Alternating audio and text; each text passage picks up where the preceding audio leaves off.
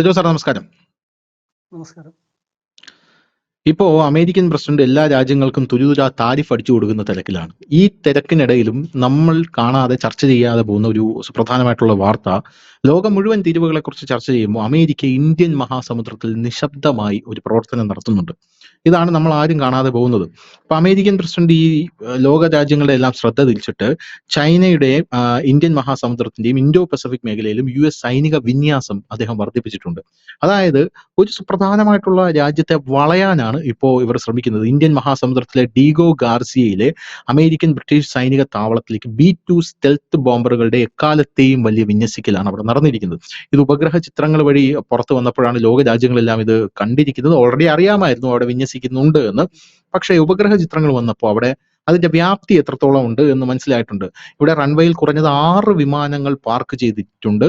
വിദഗ്ധരുടെ അഭിപ്രായത്തിൽ മറ്റ് വിമാനങ്ങൾ റഡാർ പ്രൂഫ് ഷെൽട്ടറുകളിൽ ഉണ്ടായിരിക്കാം. അത് റഡാറുകൾക്ക് കണ്ടുപിടിക്കാൻ കഴിയാത്ത ഷെൽട്ടറുകൾ ഉണ്ടായിരിക്കാം എന്ന് പറയുന്നു. അപ്പോ ഇവിടെ ഏറ്റവും നൂതനമായിട്ടുള്ള തന്ത്രപ്രധാനമായിട്ടുള്ള ബോംബറുകളാണ് അമേരിക്ക വിന്യസിച്ചിരിക്കുന്നത്. ഏറ്റവും നൂതനമായിട്ടുള്ള B-2 അമേരിക്കൻ സൈന്യത്തിന് ഇത്തരത്തിലുള്ള 20 വിമാനങ്ങളുണ്ട്.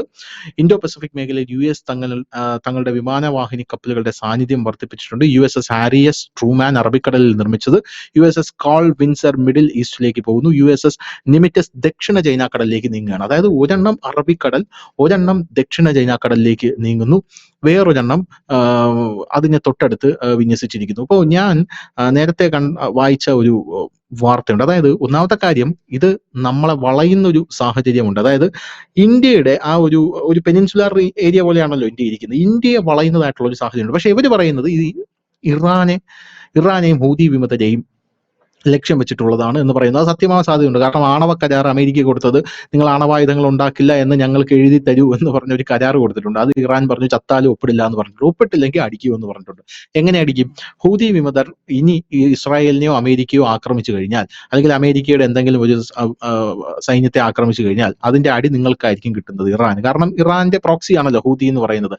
അതിനിടയിൽ ഈ ദക്ഷിണ ചൈനാക്കടലിൽ അമേരിക്ക ഈ ബോംബറുകൾ വിന്യസിച്ചിട്ടുണ്ട് എന്ന് പറഞ്ഞപ്പോൾ എനിക്ക് മനസ്സിലാകുന്നത് അവിടെ ഈ ചൈനയുടെ വിളയാട്ടം നടന്നുകൊണ്ടിരിക്കുകയാണ് ദക്ഷിണ ചൈനാക്കടലിൽ. ചൈനയുടെ വിളയാട്ടം അവിടെ നടക്കുന്നത് കൊണ്ട് തന്നെ അമേരിക്ക ചൈനയെ പേടിപ്പിക്കാനായിട്ട് അവിടെ ഒരു സംഭവം ചെയ്തു. ന്യൂസ് ഇന്ത്യ മലയാളം അതിന്റെ ഒരു വാർത്ത പണ്ട് ചെയ്തിട്ടുണ്ടായിരുന്നു. അതിന്റെ പേര് ഹെൽസ്കേപ്പ് സ്ട്രാറ്റജി എന്നാണ് ആ ഒരു നൂതനമായിട്ടുള്ള യുദ്ധമുറയുടെ പേര്. എന്ന് പറഞ്ഞാൽ പട്ടാളക്കാരൊന്നുമില്ല അവിടെ. ഈ ഡ്രോൺ സബ്മറൈൻ വിന്യസിക്കും. കടലിന്റെ അടിയിൽ ഡ്രോൺ സബ്മറൈൻ വിന്യസിക്കും. 100 ആയിരക്കണക്കിന് ചൈനീസ് പട്ടാളക്കാർ നേരിടാൻ പോകുന്നത് അമേരിക്കയുടെ ഡ്രോൺ സബ്മറൈനുകളും അമേരിക്കയുടെ ആളില്ലാത്ത വിമാനങ്ങളും ആളില്ലാത്ത കപ്പലുകളൊക്കെയാണ്. ഹെൽസ്കേപ്പ് സ്ട്രാറ്റജി എന്നാണ് അതിന്റെ പേര് അവർ കൊടുത്തിരുന്നത്. അപ്പോൾ ഈ ഫിലിപ്പൈൻസിൽ അമേരിക്ക ആയുധ വിന്യാസം നടത്തിയിട്ടുണ്ട്. ഫിലിപ്പൈൻസും അമേരിക്കയായിട്ട് നല്ല ടൈപ്പിലാണ് ഈ ചൈനയെ നേരിടാൻ. അപ്പൊ ചൈന തിരിച്ചെന്താ ചെയ്തത്? ഈ ഹെൽസ്കേപ്പ് സ്ട്രാറ്റജിയെ നേരിടാൻ കിൽ വെബ് എന്ന് പറഞ്ഞ അവരുടെ ഇതിനെ മൊത്തത്തിൽ പൊതിയുന്ന ഒരു സാധനം അമേരിക്ക സത്യത്തിൽ ഒന്ന് വരണ്ടു പോയി കേട്ടോ. കാരണം ചൈന ഇത്ര പെട്ടെന്ന് ഇങ്ങനെ ചെയ്യുമെന്ന് വിചാരിച്ചില്ല. കിൽ വെബ് സമാനമായ രീതിയിൽ നിങ്ങൾ ഇങ്ങനെയാണെങ്കിൽ ഞങ്ങളുടെ കടലിലേക്ക് നിങ്ങൾ കയറി കഴിഞ്ഞാൽ കിൽ വെബ് സ്ട്രാറ്റജിയിലൂടെ നിങ്ങളുടെ ഈ ഹെൽസ്കേപ്പിനെ തകർക്കാൻ നമുക്കറിയാമെന്ന് പറഞ്ഞു. അങ്ങനെ ഒരു സെറ്റപ്പ് അവിടെ നിൽക്കുകയാണ്. അതിനിടയിലാണ് ഇപ്പോൾ ദക്ഷിണ ചൈനാക്കടലിൽ ബോംബറും കൊണ്ട് ഇട്ടു എന്ന് മനസ്സിലാകുന്നത്. ഒരു സ്ഥലത്ത് ഇറാനെ ആക്രമിക്കാനാണെന്ന് പറയുന്നു, ഒരു സ്ഥലത്ത് ദക്ഷിണ ചൈനക്കടലിലും ഇത് കൊണ്ടിടുന്നു. എന്താണ് അമേരിക്കയുടെ ഉദ്ദേശം? ഇതിന്റെ നടുക്ക് ഇന്ത്യയാണ് നിൽക്കുന്നത്. ഇന്ത്യക്ക് ഇതിനെപ്പറ്റി എന്തെങ്കിലും ധാരണയുണ്ടോ? ഇത് നമ്മള് കൃത്യമായിട്ട് ഇതിനൊരു ഉത്തരം പറയാൻ പറ്റുന്നത് ഡൊണാൾഡ് ട്രംപിന് മാത്രമേ ഉള്ളൂ എന്നാണ് ഇപ്പൊ. ഡൊണാൾഡ് ട്രംപിന് മാത്രമേ ഉള്ളൂ. ഇതിപ്പോ എല്ലാ മാധ്യമങ്ങളും കൊടുത്തിരിക്കുന്നത്, അതുകൂടെ ആദ്യം അങ്ങ് പറഞ്ഞേക്കാം, എല്ലാ മാധ്യമങ്ങളും കൊടുത്തിരിക്കുന്നത് വിദഗ്ധർ സൂചിപ്പിക്കുന്നത് ഇത് ഇറാന് വേണ്ടിയിട്ടാണ്, ഇത് ചൈനയ്ക്ക് വേണ്ടി. അതുകൊണ്ട് നമുക്ക് വിദഗ്ധരുടെ അഭിപ്രായം കണക്കിലെടുത്ത് നമുക്ക് പറയാൻ പറ്റും. ഇപ്പൊ ഡൊണാൾഡ് ട്രംപിന്റെ മനസ്സിലേ ഉള്ളൂ ഇതെന്താണ് അയാൾ ഉദ്ദേശിക്കുന്നതെന്ന്. അതെ. അപ്പൊ ഞാനിതില് ഏറ്റവും ശ്രദ്ധിക്കുന്നത് ഈ പറഞ്ഞ കാര്യങ്ങളോടൊപ്പം ഈ ഉക്രൈൻ യുദ്ധം കൊടുമ്പിരി കൊണ്ട സമയത്ത് നമ്മുടെ വ്ളാഡിമിർ പുടിൻ ഇവിടെ മ്യാൻമാർ വരെ ഒന്ന് വന്നിട്ട് പോയി. അപ്പം ആ മേഖലകളിൽ ഞാൻ വിചാരിക്കുന്നത് ആ മേഖലകളിൽ ഏതെങ്കിലും ഇപ്പൊ ചൈന റൺ ചെയ്യാൻ ശ്രമിക്കുന്ന ആ ഒരു പോർട്ടുണ്ട്, ഒരു വലിയൊരു ഡീപ് സീ പോർട്ടുണ്ട്. അത് പ്രോബബ്ലി ഇന്ത്യയും ചൈനയും തമ്മിലുള്ള ധാരണ പ്രകാരം റഷ്യ ഏറ്റെടുക്കാൻ സാധ്യതയുണ്ട്. അവിടെ ഒരു ഡീപ് സീ പോർട്ട്. അതിന്റെ ഗുണം എന്താന്ന് വെച്ച് കഴിഞ്ഞാൽ അതിനിപ്പുറത്തോട്ട് ഇന്ത്യൻ റീജിയനും അതിനപ്പുറത്തോട്ട് ചൈനയും കളിക്കും എന്നുള്ള രീതിയിൽ നമുക്കൊരു ഇതാവും. കാരണം വെച്ചാൽ ആ ഒരു മേഖലയിൽ പിന്നെ ഒരു പ്രശ്നം ഉണ്ടാവില്ല എന്നുള്ളൊരു തോന്നലിൽ നമ്മൾ തമ്മിലൊരു ധാരണയിൽ അവിടെ എത്തിയിട്ടുണ്ടോ എന്നുള്ളത് ആ റഷ്യൻ പ്രസിഡന്റിന്റെ ആ വരവിൽ നമുക്കൊരു സംശയിക്കേണ്ട ഒരു കാര്യമുണ്ട്. പിന്നെ ഇപ്പം ഈ ഡീഗോ ഗാർഷ്യയിലോട്ട് നീക്കുക എന്ന് പറഞ്ഞാൽ ഡീഗോ ഗാർഷ്യയിലോട്ട് നീക്കുന്നതിന് രണ്ട് കാരണമേ ഉള്ളൂ. ഒരു കാരണം ചിലപ്പോൾ ഇറാനെ, നിങ്ങൾ പറഞ്ഞ പോലെ ഇറാനെ അറ്റാക്ക് ചെയ്യാനായിരിക്കാം. ഇറാനെ അറ്റാക്ക് ചെയ്യാന്ന് പറഞ്ഞു കഴിഞ്ഞാൽ ഇറാനിൽ ഇപ്പം നിലവിൽ തന്നെ ഒരു 4-5 വർഷം കൊണ്ട് ഷാ എന്ന് പറയുന്ന ആളുടെ മകൻ, അതായത് പണ്ട് ഇറാൻ ഭരിച്ചുകൊണ്ടിരുന്ന ഷാ രാജവംശം, അവരുടെ കൃത്യം എനിക്ക് ആ പേര് കിട്ടുന്നില്ല, ഷാ തന്നെ, അവരുടെ മകനെ ഒരുത്തന്നെ അവിടെ അമേരിക്ക ഇങ്ങനെ വളർത്തി കൊണ്ടേ അവിടെ വെച്ചിട്ടുണ്ട്, അതായത് റീപ്ലേസ് ചെയ്യാൻ വേണ്ടിയിട്ട്. പിന്നെ അറിയാലോ, ഇറാനിൽ കുറച്ച് മതപരമായ മാറ്റങ്ങളൊക്കെ നടക്കുന്നുണ്ട്. പിന്നെ അതേപോലെ വേഗൻ ബിലീഫ്സിലോട്ടും ഒക്കെ പോകുന്നുണ്ട്. അപ്പം ആ രീതിയിൽ ഇറാനെ ഒന്ന് ഭീഷണിപ്പെടുത്തുക എന്നുള്ള ചിലപ്പോൾ ഒരു അറ്റാക്ക് തന്നെ നടന്നാൽ അത്ഭുതപ്പെടുകയൊന്നും വേണ്ട. കാരണം അവിടെ അറ്റാക്കിനുള്ള സാധ്യത എന്തുകൊണ്ടാന്ന് വെച്ച് കഴിഞ്ഞാൽ, ഈ ബലൂചിസ്ഥാൻ ലിബറേറ്റ് ചെയ്യപ്പെടുകയാണെങ്കിൽ, മോസ്റ്റ് പ്രോബ്ലി അത് നടക്കും, ബലൂചിസ്ഥാൻ ലിബറേറ്റ് ചെയ്യപ്പെടുകയാണെങ്കിൽ ഇറാൻ ആദ്യം ചെയ്യാൻ പോകുന്നത് എന്നാന്ന് വെച്ചാൽ ബലൂചിസ്ഥാന്റെ ചില മേഖലകളിലോട്ട് ഇറാൻ കിടന്നു കയറാൻ, അത് പണ്ട് തൊട്ടേ ടെറിട്ടോറിയൽ ക്ലെയിം ഇടുന്ന ഒരു മേഖലയുണ്ട് ബലൂചിസ്ഥാന്റെ ഇറാന്റെ ബോർഡറിൽ. ആ ഒരു മേഖലകളിലോട്ട് ഇറാൻ കിടന്ന് കയറിയെന്ന് ഇവർ വരുത്തി തീർക്കും. പ്രോബ്ലി ഇറാൻ കയറുമെന്ന് ഞാൻ കരുതുന്നില്ല, ചിലപ്പം കയറിയേക്കാം. വരുത്തി തീർത്തിട്ട് ഇവരടിക്കാൻ പോകുന്നത് ബലൂചിസ്ഥാന്റെയും ഇറാന്റെയും ഇടയ്ക്കുള്ള ഒരു സുന്നി മേഖലയുണ്ട്, സുന്നി ഭൂരിപക്ഷമുള്ള ഒരു മേഖലയുണ്ട്. നിങ്ങൾക്കറിയാലോ, ഇറാൻ ഷിയ ആണെന്നറിയാം. അപ്പം ആ മേഖലയുടെ പ്രത്യേകത എന്താണെന്ന് വെച്ചാൽ, ഇറാന്റെ നാച്ചുറൽ റിസോഴ്സസിന്റെ ഒരു ഹ്യൂജ് എമൗണ്ട് ആ മേഖലയിലുണ്ട്. പ്രോബബ്ലി ബലൂചിസ്ഥാൻ കയ്യിലാകുന്നതോടുകൂടി ഷിപ്സ് അത്രയ്ക്ക് വരണമെങ്കിൽ ബലൂചിസ്ഥാനിനോട് ചേർന്ന് കിടക്കുന്ന പോർട്ട്, അതായത് ചൈന ഡെവലപ്പ് ചെയ്തെടുത്ത പാകിസ്ഥാന്റെ പോർട്ടിലാണ്, ഗോദ്വാറിലോട്ടാണ് ഇതെല്ലാം കണ്ണുവെക്കുന്നത്. ആ പോർട്ട് ആർക്ക് വേണം? അമേരിക്കക്ക് വേണം.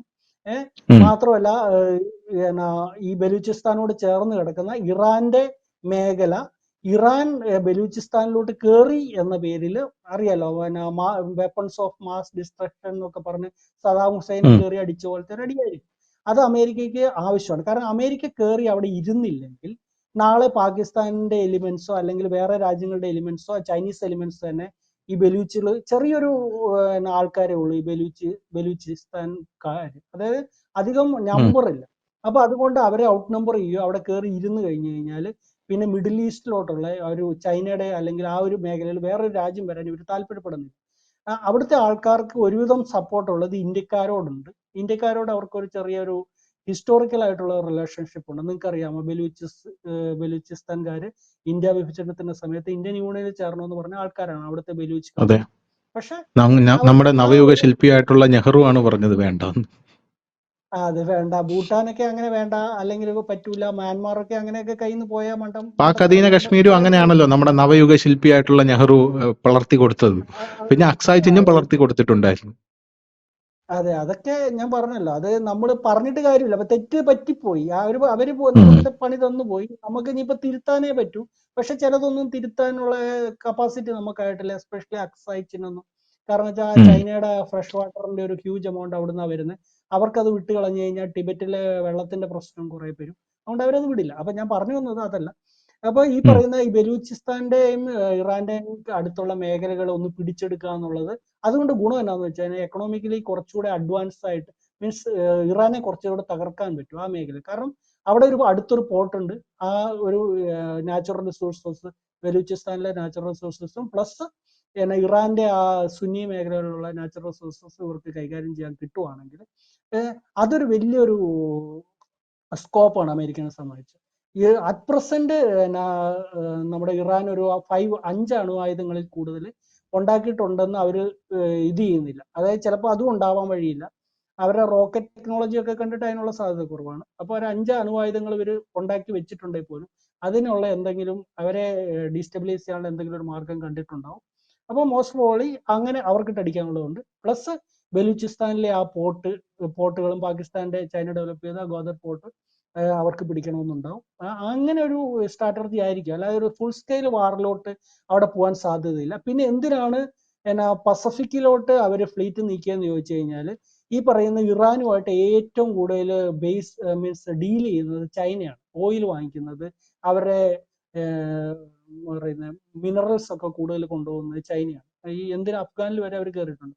അപ്പം ഈ ചൈനീസ് നേവൽ വെസൽസ് ഇങ്ങോട്ട് കിടക്കാതിരിക്കുക എന്നുള്ളത്, മീൻസ് ഇന്ത്യൻ ഓഷനിലോട്ട് കിടക്കുമോ അറേബ്യ അങ്ങോട്ട് കിടന്ന് ഇങ്ങോട്ട് വരാതിരിക്കുക എന്നുള്ളത് അമേരിക്ക അവിടെ ബ്ലോക്ക് ചെയ്യും എന്നാണ് ഞാൻ വിചാരിക്കുന്നത്. ഇൻ കേസ് ഒരു വലിയ സ്കെയിൽ വാറിലോട്ട് പോയി കഴിഞ്ഞാൽ ഒരു പ്രിക്കോഷൻ എന്നുള്ളത് ഇൻഷുറൻസ് ആയിട്ടായിരിക്കും മിക്കവാറും അങ്ങോട്ട്, അതായത് പസഫിക് ഓഷ്യനിൽ നിന്ന് ആ ഒരു മേഖല ചൈനീസ് കടലിലോട്ട് നീക്കിയിട്ടുണ്ടാവും.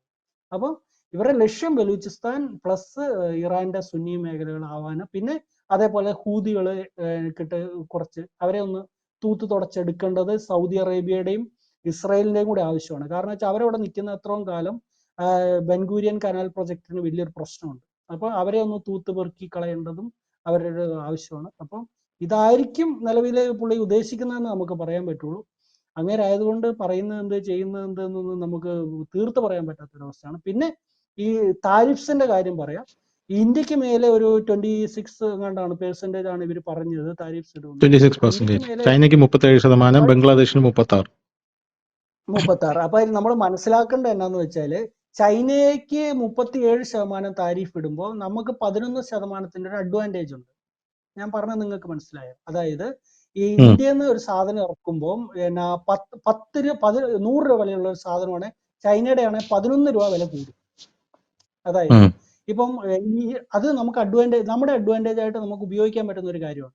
അതായത് ബംഗ്ലാദേശിന് 36 ആണെങ്കിൽ ഇന്ത്യയിൽ നിന്ന് ടെക്സ്റ്റൈൽസ് ഇറക്കുമതി ചെയ്യുമ്പം ഉള്ള നികുതിനേക്കാളും 10% കൂടുതലാണ് ബംഗ്ലാദേശിന്. അപ്പം ഇന്ത്യൻ ടെക്സ്റ്റൈൽ വ്യവസായങ്ങൾക്ക് എന്ത് അഡ്വാൻറ്റേജ് അമേരിക്കയിലും ഉണ്ടാവും. അതേപോലെ തന്നെ ചൈനയിൽ നിന്ന് ഇറക്കുമതി ചെയ്യുന്ന സാധനങ്ങൾക്ക് 37% ആണെങ്കിൽ ഇന്ത്യക്ക് 26 ഉള്ളെങ്കിൽ ആ 11% അഡ്വാൻറ്റേജ് നമുക്കുണ്ട്. അത് യൂസ് ചെയ്യാന്നുള്ളതാണ് നമുക്കതിലെ ഗെയിം. പിന്നെ സ്വാഭാവികമായിട്ടും ട്രംപ് അമേരിക്കയുടെ പ്രസിഡന്റ് അല്ലേ, അമേരിക്കയുടെ താല്പര്യങ്ങൾ ട്രംപ് നോക്കും. നമ്മൾ നമ്മുടെ താല്പര്യങ്ങൾ ഇതിലുള്ള അഡ്വാൻറ്റേജസ് എടുക്കുക, ബാക്കി പ്രശ്നം ഉണ്ടായാൽ നമുക്ക് അദ്ദേഹത്തോട് സംസാരിക്കാം, അത് ഡീൽ ചെയ്യാം. അതേ ഇതിൽ ചെയ്യാനോ. എന്തായാലും ഇന്ത്യക്ക് 26% അടിച്ചു കൊടുത്തപ്പോ ഇന്ത്യ തിരിച്ച് 56% ഇട്ടേക്കുന്നത് അമേരിക്കക്ക്. എങ്കിലും ട്രംപ് ഞാൻ 26 ഇട്ടിട്ടുള്ളൂ എന്ന് പറഞ്ഞിട്ടുണ്ട്. അതിലെന്താണെന്നറിയോ, നമ്മൾ വിചാരിക്കുന്ന പോലെയല്ല. അമേരിക്ക ഇക്കോണമീനെ നമ്മൾ വളരെ ഡിപ്പെൻഡ് ചെയ്തിട്ടുണ്ട്. അതായത് നമ്മൾ അമേരിക്കൻ ഇക്കോണമിയോട് വളരെ ഡിപ്പെൻഡന്റ് ആണ്. അപ്പൊ അങ്ങനെ ഡിപ്പെൻഡന്റ് ആകുമ്പോൾ നമുക്ക് പോയിട്ട് അമേരിക്കനെ ഈ 56 ഇട്ട് വെല്ലുവിളിക്കുക എന്നൊന്നും പറഞ്ഞാൽ നടക്കുന്ന കേസൊന്നുമല്ല. അത് 1-2 എണ്ണത്തിന് വേണം ഇട്ട് കൊടുക്കുക, അല്ലെ കുറച്ച് കൊടുക്കാന്നൊക്കെ ഉള്ളൂ. നമ്മൾ അമേരിക്കയുമായിട്ടും റഷ്യയായിട്ടും ഒരു നമ്മുടെ NSS ഒക്കെ പറയുന്നത് ഒരു സമദൂരത്തിൽ പോവുകയാണെങ്കിൽ നമുക്ക് അതിന്റെ അഡ്വാൻറ്റേജ്. ഇപ്പം ഞാൻ മനസ്സിലാക്കുന്നത് എന്താന്ന് പറഞ്ഞു കഴിഞ്ഞാല് ഇന്ത്യൻ മാർക്കറ്റ് ഇല്ലാതെ അമേരിക്കയ്ക്ക് പല ബുദ്ധിമുട്ടുകളും ഉണ്ടാവും. അത് നമ്മൾ വളരെ നന്നായിട്ട് മനസ്സിലാക്കണം.